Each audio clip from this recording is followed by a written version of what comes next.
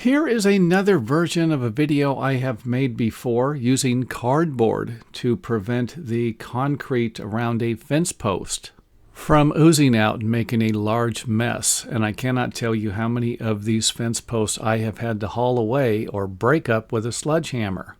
And the video should speak for itself. I don't know if I need to provide a lot of instructions here. You're just simply going to cut a piece of cardboard and then form it into a circular form. And of course, the cardboard can overlap as you see in the video. So this doesn't need to be perfect. And of course, the cardboard can stick up a little higher. That also doesn't need to be perfect.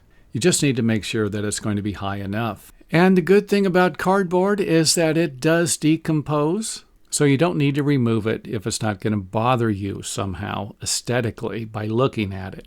However, I often remove it after I have filled the concrete footing hole by simply pulling it up, but that isn't going to be the case all the time. Sometimes you're going to need to leave the cardboard, let the concrete dry, and then remove it afterwards. And sometimes you might need to remove some of the soil around the cardboard to remove the cardboard, or just simply remove the cardboard enough so you don't have to look at it if that's the reason why you're removing it, and then leave the cardboard that's going to be below the top of the soil.